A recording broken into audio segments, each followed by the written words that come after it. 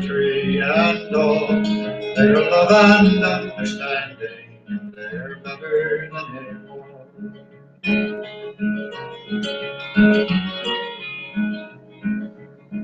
There are canyons, they are yawning in the night. They are rank and bitter anger, they are rolled before you light. They are fear and blind suspicion, they are apathy and pride. They are dark and soul foreboding, and they're oh so very wide. They are fear and blind suspicion, they are apathy and pride. They are dark and soul foreboding, and they're oh so very wide.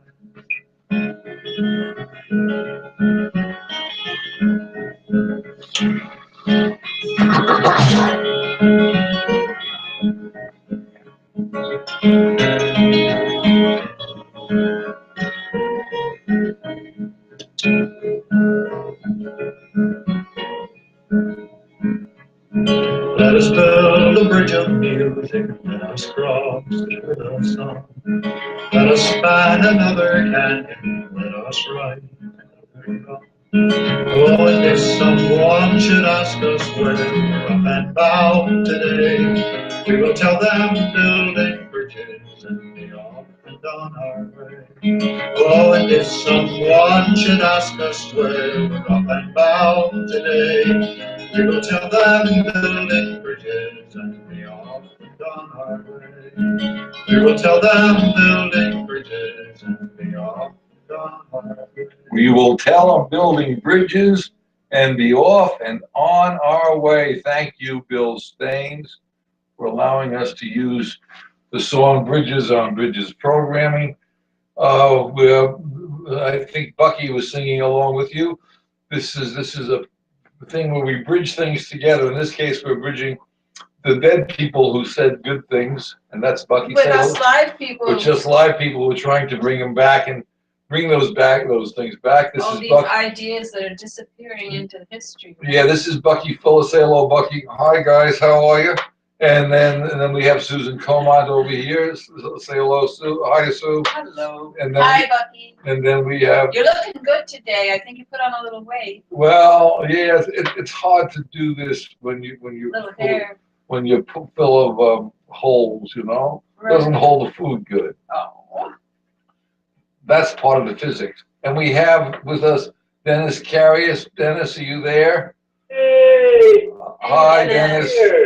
Hi, Jeff. Hi, Susan. Hi, hello, Bucky. Dennis. Hi, Dennis. Hi, Dennis.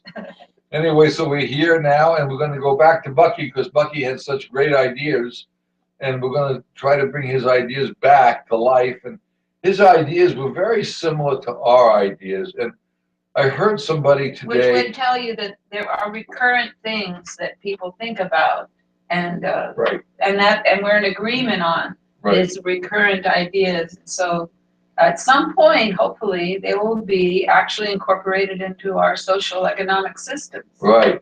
With the emphasis on the economics. Right. Right. Bucky, you going to come to Florida with us?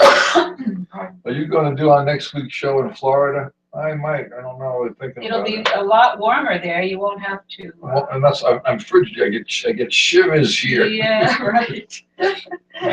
It may or may not make any difference for you, though. Well, we'll see. You know, I don't really feel temperature too much anymore. That's what I was thinking. But anyway, you may go to Florida with us, so we can help. We can bring you a boat. We'll take you around. You can sit in the back seat. Right. We'll put you in the back seat and maybe wave to children. Right. I was going to say horrify some young children. Maybe we can dress you up as Santa Claus. Yeah, let's do that. Right. Make it less. Yeah. Oh no! Now I'm really getting an image. Okay. Okay, we are back to Bucky. Oh, by the way, we are. Pardon me. Do you want me to read the summary? While you're coughing. I wonder if Dennis, you were able to get on to look at YouTube on Bridges Programming? Oh, I'm doing that now.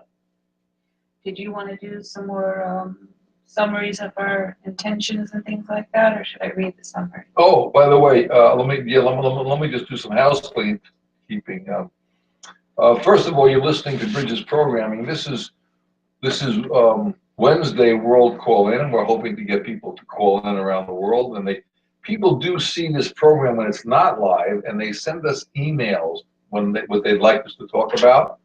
So it's a world call in, but it's actually always running. Once we do a program, it's on the air and YouTube and on our website, which is bridgesprogramming.com, forever. And the impotence behind this program, the promotion, the reason why we do it is to try to bring out a concept that Bucky put out. Remember the concept, Bucky? And a lot of people before Bucky. Yeah. You know, I mean, as I said, this is a recurrent a conversation that people have been having. So I wanted generations. to bring out your concept of the human renewable energy measure. TheHerm.org. TheHerm.org. Or HREM. We call it also. Or the HREM. Human renewable energy measure. Renewable energy measure. And that's the way to get a baseline we all agree upon. In the economic system. Humanity has to have their basic needs met, not their wants, their needs, for about 1 hour of their life, which lasts about 80 years. 1 hour a day. That should do it. Of work. And that should, we have to define work, though. That's another definition. Yeah, well, it has to be much broader than what we define work as now. Okay. I mean, anyway, and the other thing we have is Renew the Earth, and we support Renew the Earth, and we're going to be doing a Renew the Earth program. Could I talk about Renew the Earth? Sure, and go right about ahead. The program, because I have a summary of it right here. Renew the Earth is a not-for-profit, a 501c3 organization that promotes renewable energy and best practices and sustainable practices anywhere that they can be found, and tries to promote them so that other people can learn from them, you know, what's been done successfully.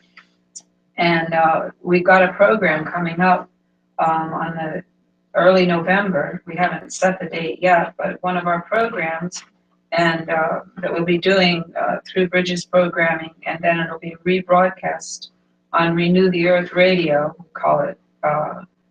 We have a little station on our website where we rebroadcast pertinent interviews, interviews that would be go along with the particular what's the word? Our mission, right? Our mission on Renew the Earth. So anyway, I'll just read directly what one of our board of, who's on our board of directors, he's Bill Holmberg, what the program that he's organizing that will be rebroadcast on Renew the Earth. And what he's doing is he's going to, quote, select a young Marine, and these young Marines are just that. They're very young, teenagers, probably still in high school. I believe, yes, they would be high school students, probably in their last year or last 2 years of high school. And it's a program that encourages these young people to do good works in their neighborhoods and to interact for the benefit of their local community. And okay, so this is what Bill is organizing, a prize for one of these young Marines, a cash prize actually, that will reward that person's accomplishment. And I think he wants to do this monthly, or I'm not sure yet.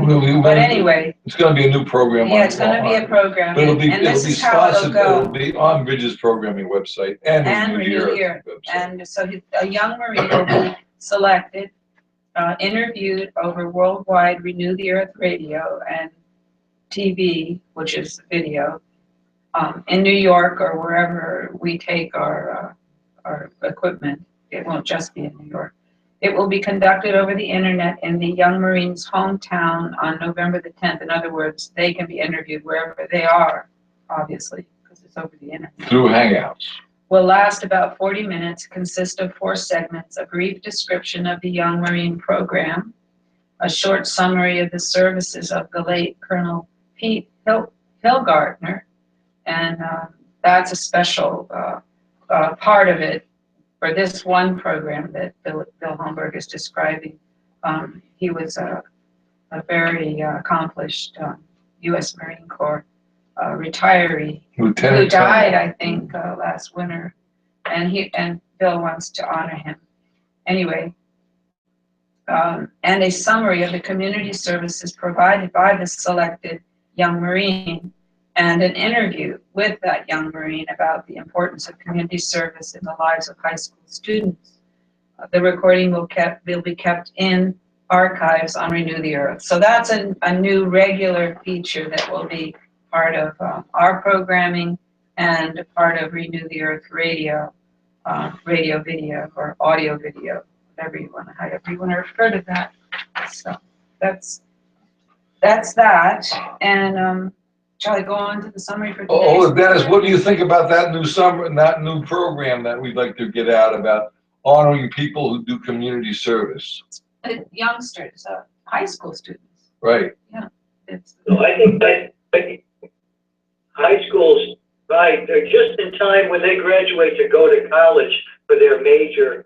And I think that's great because they have a lot of ability if we keep going in a good direction. well, the interesting thing about Bill's program is that he is a career military himself, but he saw while he was functioning in that capacity, he became a lieutenant colonel, Right. that the military can do good works and can do build communities, and they, what did he call it? The wealth industries. No, I mean in the military, he actually coined a phrase for instead of coming in and doing the military's usual thing is trying to people, restore calm and stop conflict or whatever they're but that they would actually be going intentionally to areas to build them up so that the economics is not creating stresses that pit people against each other. He called it something very interesting term for that. Right. But anyway, so he extended that idea to creating what he called the Young Marines. And this has been going on for many years Right. now, maybe 10, 20. He's been trying to get high schools to encourage youngsters to join a group called the Young Marines, and their whole intention is to work in the communities and do good works and try to relieve whatever the stresses are unique to that community or not unique to that community. I mean, there are a lot of stresses that are across the board at this point. You can find in any small town, big city, anywhere. But he's trying to help youngsters who might be considering, Dennis, as you say, a career in the military, to start it on a footing of service to the community. To help the community. To help humanity. Not to be carrying their gun and being trained to kill, but being trained to have conversation, have cooperation, have ways of bridging differences and create those kind of skills very young, so that the first line of defense, so to speak, is not power against power or force against force. It's how do we come to some kind of truce or agreement, emotionally, verbally, in conversation, in our actions. What is the source of the stress? How can this stress be relieved without violence? And so he's trying to insert this into an organization that he was a part of all of his adult life, and he's been working at this for a long time. Yes, in other words, instead of doing Lieutenant Colonel, instead of using force or man's law, work within nature's or natural law. Bill also started something that he called New Wealth Industries. So you're working with nature's industries sustainably, and that's where they help.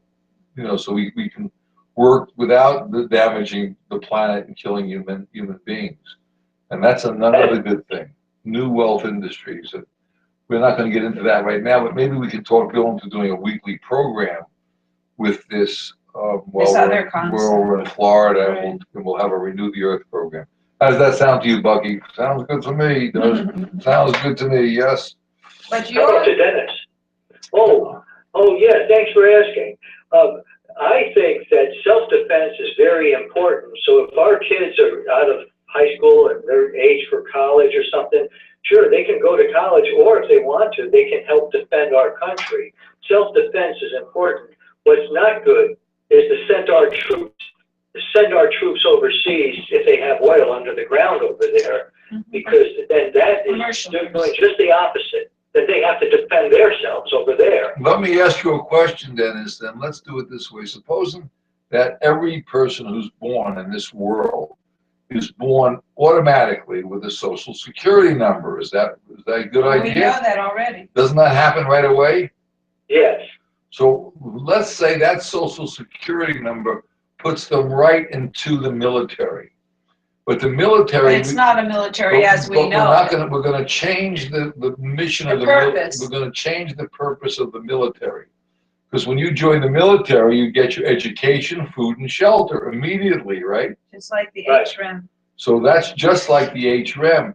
So we're saying that the minute you're born anywhere in the world, you're now joined into society. We're going to call it humanity military. No, not a military, because that's the Okay, right we're word. going to A call it. social union. We're going to change the name. We're going to But get rid of the yeah. word military, and it's no longer military. It's a humanity. You're going to join You're going to join the the humanity, human community. the human, and your job then will never be to defend, but it would be to cooperate with all Well, never nations. to aggress. Never to cooperate. Right. It's okay to defend. There's nothing to defend if there's nobody going to attack. Right. Well, that's Good. true. Okay, so we don't have attacks, so you don't need attacks if everybody is cooperating. Right. If you and I are building a house together, and I'm helping you build your house, or you're helping me build my house, It's like a human cooperative. then there's no point of me defending myself if you're helping me. Right? Right. So there's no more defending because we're all cooperating. Does that make sense to you? If you have cooperation, you need to have defense? No, if we all, love thy neighbor, thou shalt not kill, you're right. Unfortunately, if 1% says we want to get that oil and then bring it over here and sell it and But that's I got a word for it. We'll call it human core. the human core, humanity, No, human core. human core. But there's no more doing that because we're cooperating. And you We've decided as a species that no one person can take the natural resources from another person. And we're going to work in cooperation. Some people will work harder and gain more because they're ambitious. And some people may not work that hard, but they will still have their basic needs met, just like in the service. And there'd be no more defense because you wouldn't have anybody attacking. You'd have people who are working harder. Like you, for instance, you go to a lot of meetings and you try to do something good. Most people don't do that, right?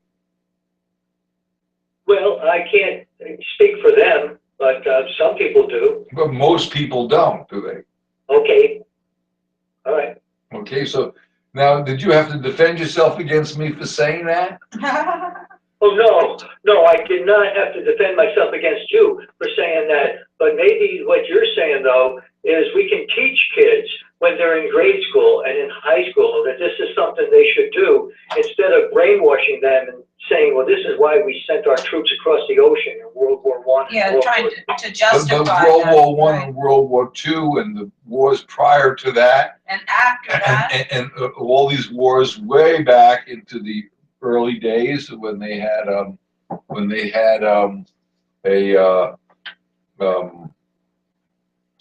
do they call it? To take land and to control land. territory. That was basically for money. I mean, to control economics. Right, the agriculture of the So time. so Right. so all this started way before First and Second World And the War. trade goods and everything. It started way back when you had the Troy or the Trojans and the people with the Vikings. They were fighting to take control of lands and money and people and control the slavery, The slave Romans market. were really big time. And the Romans to this day, we had a friend of ours up from Italy, and she was really controlling, and she's part of the Roman domination. Oh, We're just really? joking. And Interfaith Alliance agreed. You know, there's a whole lot of groups called Protestants. They were protesting against Rome. I mean, would Jesus have died if Rome? I mean, who was in charge of Israel when Jesus was crucified? Rome. Yes, exactly. So I understand. Well, but how do you know he was crucified? Well, that's interesting. He definitely was put up there. But How you're do right. He died. Look, I'm going to give you a movie to look at because this is just as real as what you're talking about. Are you ready for this? Are you going to write this down? Make a note of this. I'm ready. Okay, go ahead. Are you online yet? Oh, not yet. I was too busy talking. I'm sorry. Okay. I want you to write this down. Everybody listening, write down this thing, and you'll see about a possibility of what really happened with Jesus. It's called Man from Earth. It's a movie. It's a movie. Man from Earth. It's not. Okay. It's considered a science fiction movie. Yeah, but it's probably not so But very. it's probably not as far out as talking about aliens. Right. It's just as far out as you're talking about the Bible. So just look at Man from Earth. Oh, it talks about a lot of and things. it talks about a lot of things and about mankind itself. I think you'll find that quite interesting. And they talk about where Jesus might have came from, and they talk about what really happened and who Jesus was. A totally different concept of religion. But you may want to see that. Good. Okay, and anyway, that's the story. Okay, let's continue on. So Bucky is our star today, and I think we should read what we hope to cover, okay? Yeah. That good for everyone? Would you like that, All Bucky? Yeah, I would. I would like that Bucky, a lot. Bucky doesn't get to visit in his earthly form that often, so we got to take advantage of this opportunity. Now let me see if I can get Dennis online. Now this is a part of Critical Path, your book Critical Path. That was a good book. My Critical Path book was the last book I wrote before I died. Maybe. Let's not hold us to that. But. Well, I thought it was. Well, if you know but that. my memory is going. Right, mine is too. Just like all you guys, our memory's not what it used to be. Well, anyway, it was one of the last books you put together. I believe it might have been the last book. Okay. But we're putting words in your mouth too, so. Yes. Yeah, we don't want things to get too lopsided, right, out of hand. Dennis, there's a concept. Dennis to go online and check this out. Yes, but can we concentrate on this right now while you fool around? Go ahead. There's a concept that you present at this point in the book, Critical Path, and it's called precession, Precession. And I'll read my summary, and then I'll also read a definition of that word. Because I'm having I want to get other brains on this, like yours, Jeff, and yours, Dennis, and yours, of course, Bucky, to help us explain to our audience generally what you meant by this. But I think I understand it, but I'm not sure. So also you're saying in the summary, we'll try to understand Bucky Fuller's concept of precession. He states, precession, quote, is the effect of bodies in motion on other bodies in motion. And when I read that, this is just an aside, I thought about what we just learned from Tesla, that he was talking about. He used velocity. Mass in motion. Velocity, right. The motion of a mass. So, there's a nice kind of a juxtaposition and agreement there between your minds, if you'd ever had a chance to speak to human each other. minds thinking together Yeah. create velocity as we learn. And Well, that the too, precession is velocity It is. as people build on other people's ideas. Well, let me read on the summary, because there's a more to the concept of precession than just our forward movement. Go ahead. You saw something else in that, Bucky. Yeah, go ahead. Bucky, you, Mr. Me. Mr. Fuller, saw Me. significance in the way nature's creatures and plants inadvertently generate the actions that will promote their survival while they're pursuing a completely unrelated activity. Right. It takes a while for that to sink in, but that's one of the ironies of existence of all living things, is that, and you gave the example of how, you know, the honeybee is really trying to get at that nectar, at that stuff in the center of the flower. And meanwhile, you know, he's so excited, he's wiggling his little abdomen all over the place and picking up pollen from that flower. And then he goes to the next plant, the next flower of the same kind. He's actually pollinating, inadvertently pollinating the next flower by, you know, his going in and out of all these flowers. And of course, that's eventually producing fruit that other animals can eat. But this is a kind of inadvertence, you're saying, that this was not the bee's intent. His intent was, I want to get at that honey, I want to get at that nectar, or whatever is in the flower or the pollen that they're gathering on their legs that they want to take back to their hive. But meanwhile, there's all this dusting going on that is actually doing something else, something for the survival of all the creatures around the honeybee. And of course, the honeybee and all the bees, pollinating insects are, you know, essential. We didn't have them, we wouldn't be here. So anyway, this is a completely unrelated activity that is essential to survival, life survival, etc. Humans create metal forging capability to create swords for battle, to wage war. Here's another example. Later, such technology is used to make plows, the use of which are considerably more to the advantage of human survival. So that's another example. I mean, our intent is to kill each other with these swords, and we're really highly motivated because people are fearful and scared, and blah, blah, blah. And we want the land. Then we want the land, we want the power. Then we got to make the plows to plow the land with. And then also, well, hey, you know, this is really strong, this metal. Maybe I can make something else out of it. And that's another way that there's a sideline that comes off of one intent, and it's and you call it like a right-angled kind of result. And that actually is more significant, more life-sustaining, of course, than the original intent, which was to kill each other. And you entered your life of designing for the better, quote, livingry, and you created that word, livingry, for everyone.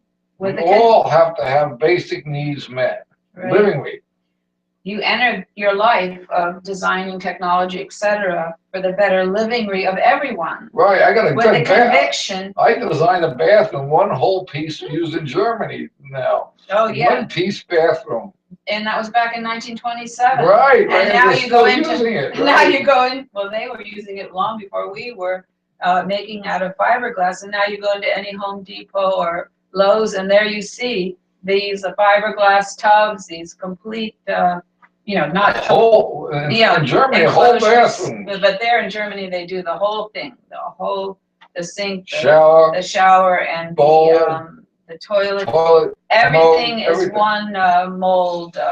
But here we stopped at the thought of just the tub enclosure, it's too small. But it's anyway, too small here. We like big things. Big. Okay.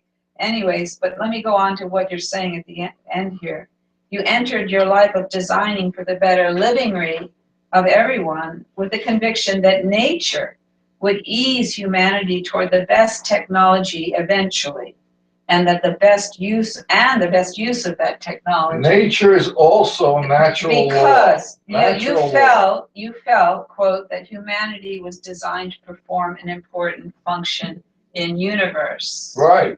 So that was your personal conviction, your gut feeling that we're here because we're meant to perform an important function, life to continue life in the universe, not necessarily, Dennis, as you're saying, going to other planets, but just to keep it sustainable here on this planet. No, will be, Bucky would say, Bucky, what do you say about that?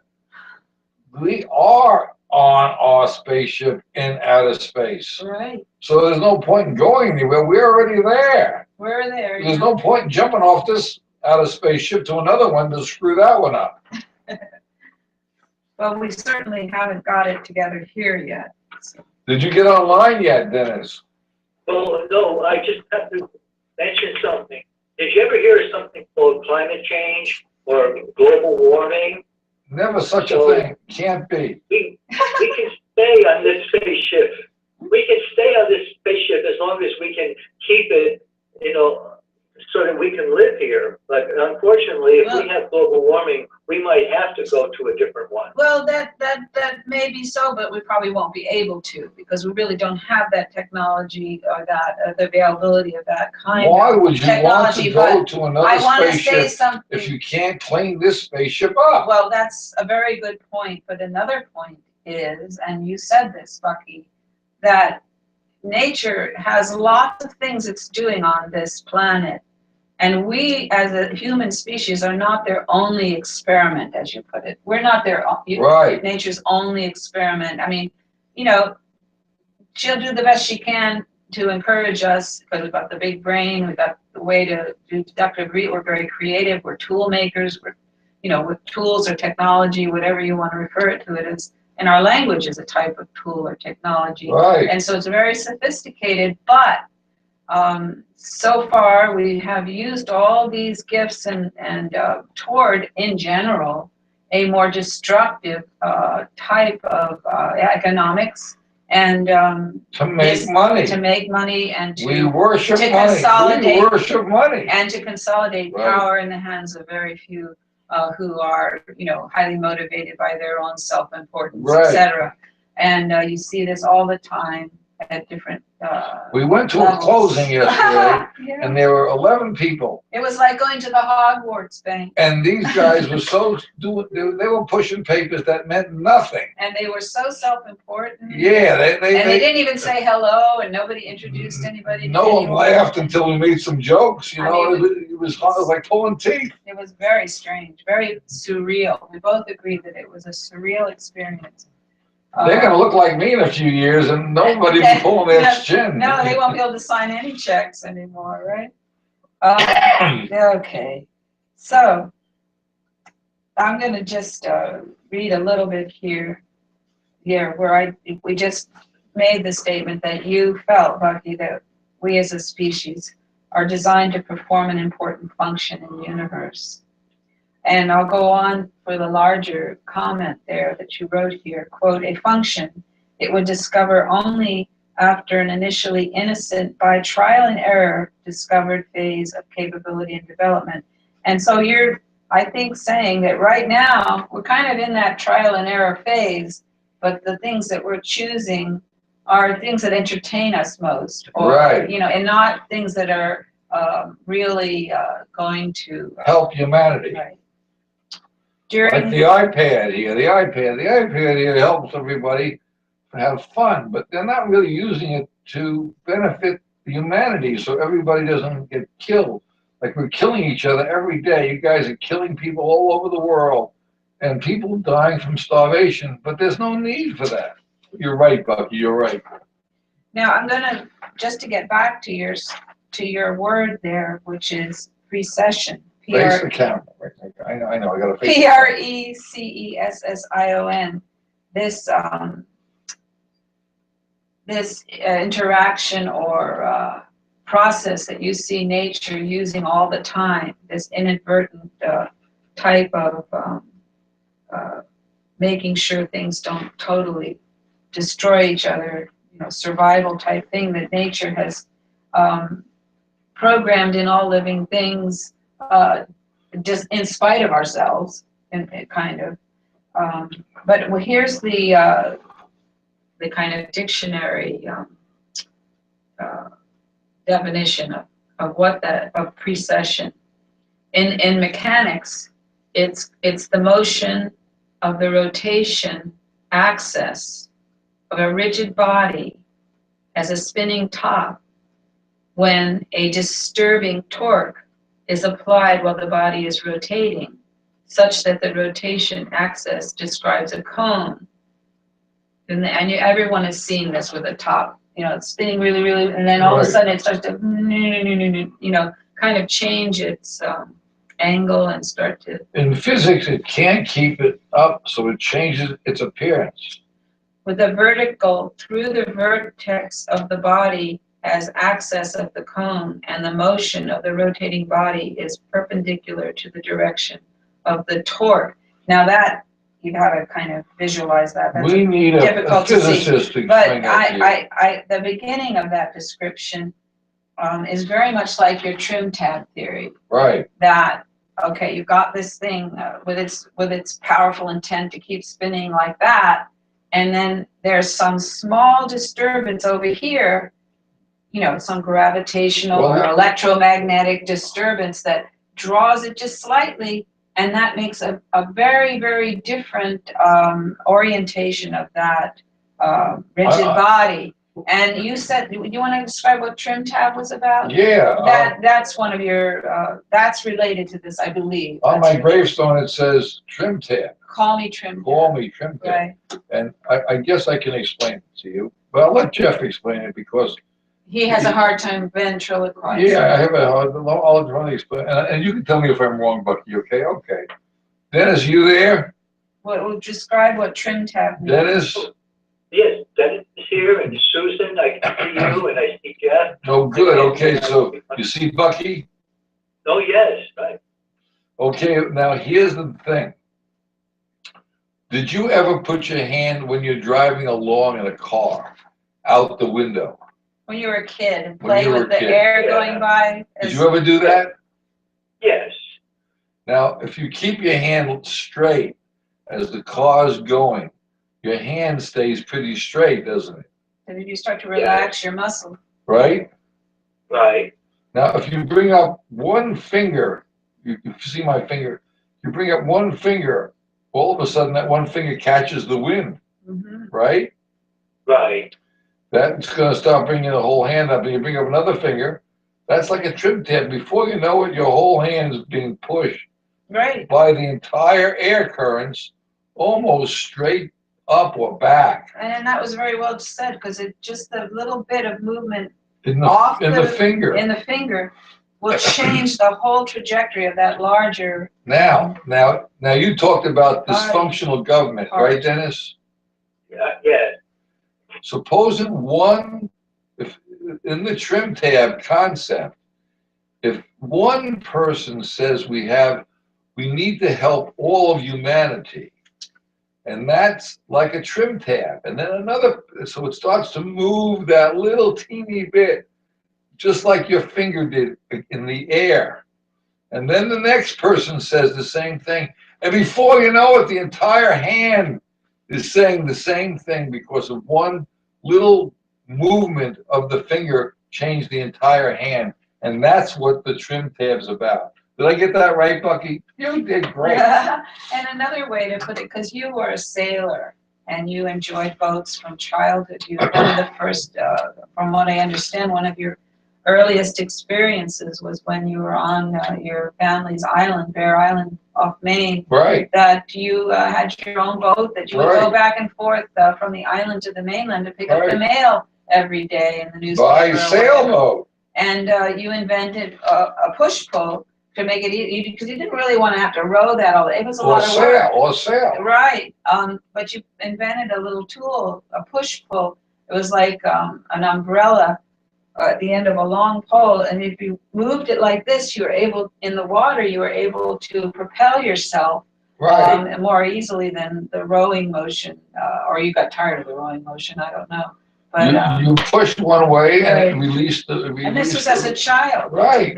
But you loved boats. You loved, propulsion on the water, and you were interested in how a boat moves in the water. Yeah, And yeah. you then, as you got older, sailing and everything, it's very clear when you're sailing that the rudder is like Right. a big deal and a big part of Well, how you orient the wind in the Well, sail. for instance, when you're sailing a boat, if the rudder is really long and you go to turn the boat, you're really having a tough time turning that rudder, even in a sailboat. However, if the rudder is flat or straight down, that little bit of movement without having any pressure, just that teeny bit of movement moves the whole rudder around without any effort whatsoever. You're talking about the trim tab on the rudder. The trim tab, and on a big boat, they don't turn the whole rudder. They just move the trim tab, and that helps move the rudder, just like your fingers, like Jeff described earlier, your finger in the outside of a car.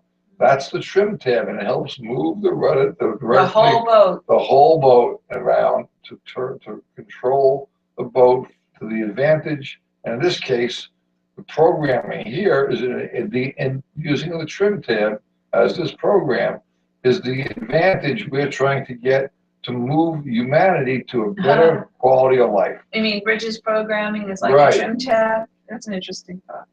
And so, the person who's at the helm of the boat steering with the big steering wheel and controlling the bow is really not as effective as that trim tab. And it's a lot more effort to do this than he's controlling the trim tab. Yes, he is controlling the trim tab, but he's doing a lot of effort here at the bow. Right, because to make that small movement at the stern. He'd break that trim tab off. He'd break the rudder off if the trim tab wasn't there. Right. If he was just wrestling with the bow. Right, that would break off. Right. He would bust the mechanical part without the trim tab moving that a little teeny bit, helping that trim tab turn the rudder. Right, and then that turns the whole boat, and that's it makes why it they call me trim tab. Easier to move the boat in the direction that you. Did that make sense to you about a trim tab, Dennis? Yes, it's an interesting test. It's what? It's interesting. Oh, good. Can you describe it? Can you re-describe it? You can continue if you'd like. Okay, Dennis. Okay, you're passing the buck. All right. I'm going to go back to the word precession because there's then a definition in astronomy, and this will help clarify that maybe a little more, that the use of the word precession in astronomy. And here's what the dictionary said: the slow conical motion of the Earth's axis of rotation caused by the gravitational attraction of the sun and moon, and to a smaller extent of the planets on the equatorial bulge of the Earth, and the precession of the equinoxes, the summer equinox, the winter equinox, where the sun gets blocked by the Earth. And these things are effects of this precession. In other words, they're saying, here's the Earth. If it wasn't being attracted with gravitational attraction by the sun, moon, and as they say here, to some extent, the other planets, we wouldn't be making a conical motion on our axis. It wouldn't be going, it would be going, straight without any variation at all. But because there's attraction, it's changed the whole axis of a planet. Okay, I want to break into this. I want to ask Dennis, that we orbit we're all talking about, what does that have to do with the tea in China? Or what does that have to do with our politics or the economy? Does anyone understand where we're going with this? What's the point of talking about these things when we want to talk about how do we help humanity? What's the point of talking about this? Can I address that first? Certainly. The point is that most people, when you talk about the things that we're talking about, that our economics can be done in a more humane way, in a better way, based on human needs, when you say this to a lot of people, they say, no, the human nature, we're born evil. There's no, how are you going to convince all these people that are in power that this is a good, they're never going to go for this. You know, look at the banking system, look at the, you know, the politics, look at the, you know, the violence, look at the terrorism, blah, blah, blah. There's all these, okay. And then you read something like this and you realize that there are, as you said, Bucky, many things that are happening at right angles to what appears to be happening. You know, it looks like we're all terrorized and going to, you know, yes, but there are some things that are now, that are always happening precessionally, because there are other smaller drags on the main force. And those small little trim tabs, those small little drags on what appears to be the main direction are hugely effective. And if it's the right and if it's something that is evolutionarily and survival, livingry, related, you're, and this could be somewhat mystical, but natures will select for things that are going to sustain life on this planet. Right. And that little trim tab, if it's the right little thing, or if it's, you know, right, I don't know, quote unquote, but it will affect that larger body and move that larger body. Right. And so what this is a way of saying, yeah, all these things are out there, but what we do as individuals, and you were very intent on this, Bucky, you made your whole life an experiment. Right. How you could use your ideas to benefit humanity. And you did. And it was one life. And you were intent, you had a purpose. That our purposes, our intents are very effective and do influence the people around us and the larger forces around us. We are all potential. We are all potential trim tabs. Okay, go ahead. The point of the programming is we know that our economic system is wrong. We know that in our gut, you know. In our gut, the political system is benefiting just a small population. Dennis calls it 0.1%, and they're controlling us. So therefore, we have a dysfunctional government. I'm saying to you, the economic system is dysfunctional, and it is controlling the main world population, and we know that. So we're suggesting that it's not the political problem, because the economic system controls politics worldwide. Is that right, Bucky? Yeah. All right, so now, if that's the case, then what's wrong with the economic system?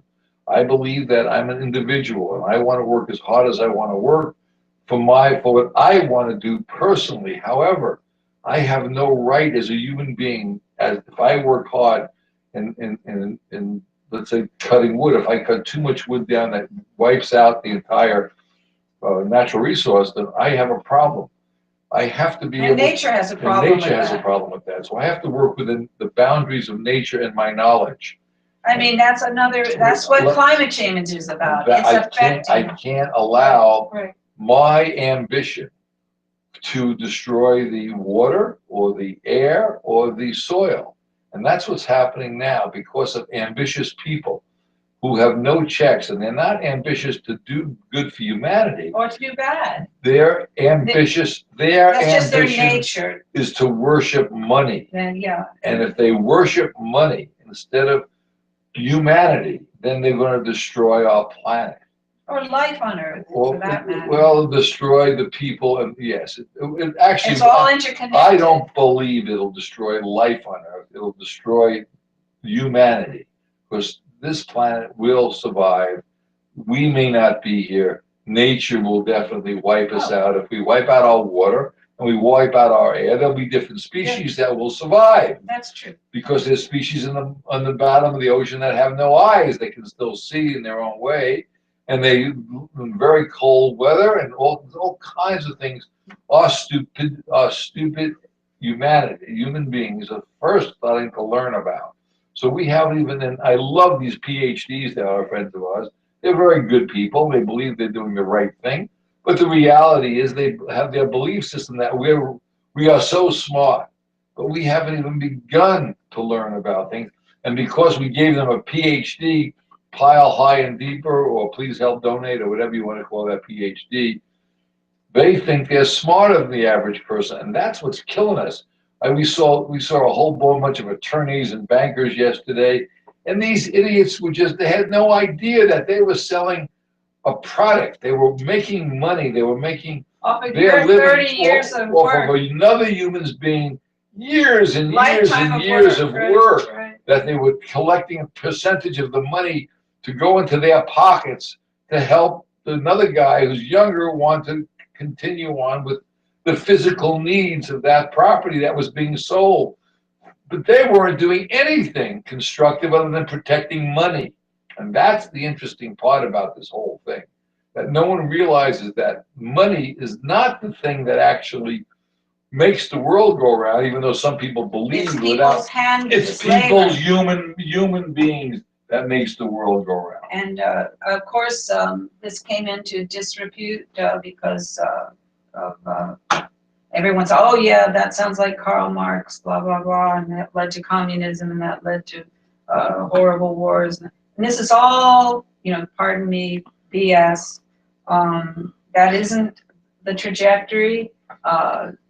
Marx recognized the power of human labor.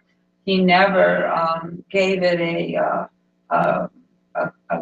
a number, so to speak, a measure that could be used in economics. He just said, look, if you all get together, you can, be very powerful. But to what purpose? There was never a guide there for what their goal was going to be, except to overturn possibly what was there, with the power of their organizing force. But he did recognize that labor was essential, that humans are essential. Human beings are what creates to our economics. Human beings are what creates the actual. Not essential for nature or life on Earth. No, but it creates. But essential for our economics. It creates the economics, and if we wrap the economic system into a physical thing, something that's physics, and that we base everything on our age, because we all live about the same amount of time, 80 years of age. That's the science. Bucky lived about 80 years of age, right? Bucky was it 85 he lived to? How old were you? 80, he was almost 88, or What? he was 80? 89, he was close to 88. Close to 90, yeah. Right. Anyway, but that's From what I've read, it's close enough for government work. and we all need, so we know we have a lifespan. So everybody, because of technology, works 1 hour a day, and they get their education, food, and shelter. Then the rest of the 23 hours, you can choose if you want to sleep a lot. Like Dennis, you like to sleep a lot. You like to, you like to sleep, right? I mean, and you work and you decide to send emails out at 12 midnight, right? So then you wake up in the middle of the night when we're sleeping, and then you send emails out. But you have that. But that's because of your ambition, right? That's okay, Dennis. Right. You can do whatever you that's want. Because of You're an individual. You're ambitious. You're ambitious. So should we say you shouldn't be ambitious? Should we tell you you can't be ambitious? Would that be fair? No, really, the ambition is great. There's no problem with ambition. I think the problem is this one word, G-R-E-E-D, greed. Okay, let me ask you a question. What you just said is one word. What's physical about the word greed? Well, it's rich people who want to become even more rich. What is physical about the word rich? Well, it means that you have more money than the okay. Is that a subjective or objective type? Can you give me a measurement? Give me a measurement that we can all agree upon. What point is it greed? At what point is it rich? Okay, and give me a measurement, just like if I tell you I'm 6 foot tall, and then I say to you, no, I'm 15 foot tall, you know that I'm really double the size of 6 foot, right? Or more. So I want a measurement for greed, I want a measurement for Rich. Rich, I want a measurement for, give me some measurements for those words, can you? Yes. Go ahead. It's how many people in this world are dying from what that person is doing. Ah, dying is real. That's physical. But you Right. can't tell me at what degree I should not be ambitious. So how many So I dying don't people? kill people. Right. How much should a person have so all their needs are met, so they don't get, not that everybody dies, but they're dying because of my As a greed direct result. or my direct result of my So what's ambition. acceptable? How So many give me a people number. Give me a have number. to die for your ambition? Give me a number so I can stop it. I was going to say, we might need a whole other show just to answer that question. And here's another thought, just to go out with, I believe. Well, we have a couple of minutes. You have about 3 minutes. That you brought up, Bucky, in What's that? What's that? And I just find this delightful. And this is another part of your feeling that nature is clearly intent on making humans successful, you say.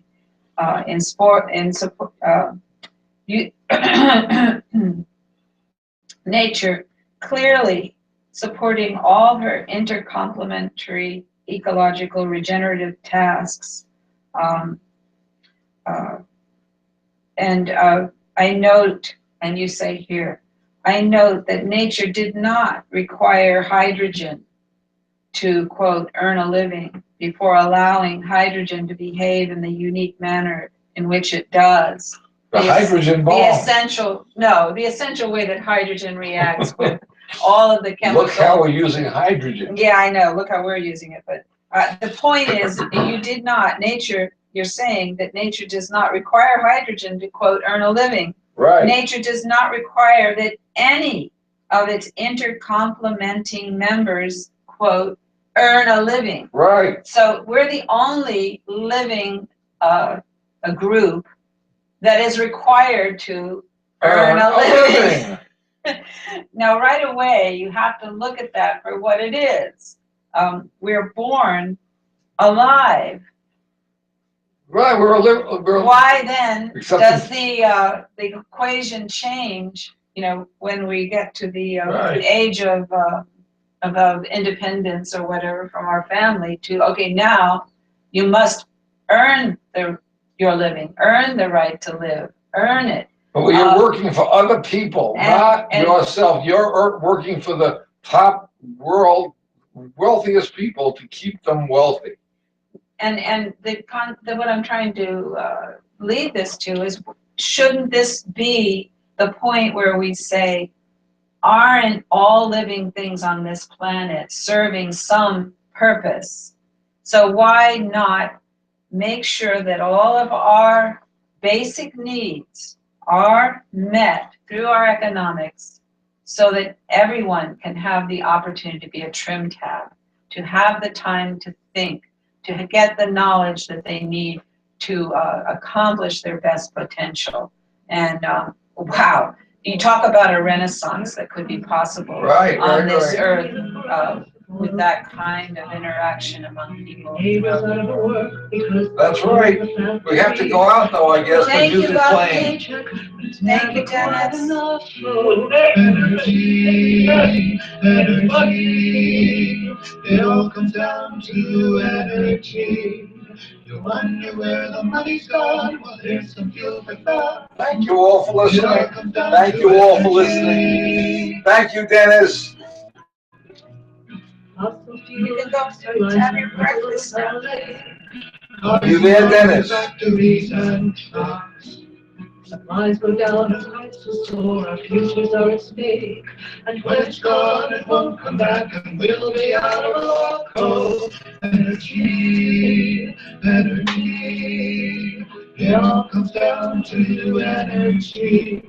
You wonder where the money's gone. Well, here's some fuel for thought. It all comes down to energy. We can get our energy from corn and grass and trees. Even trash converts to biofuels. Break loose from the stranglehold of oil companies.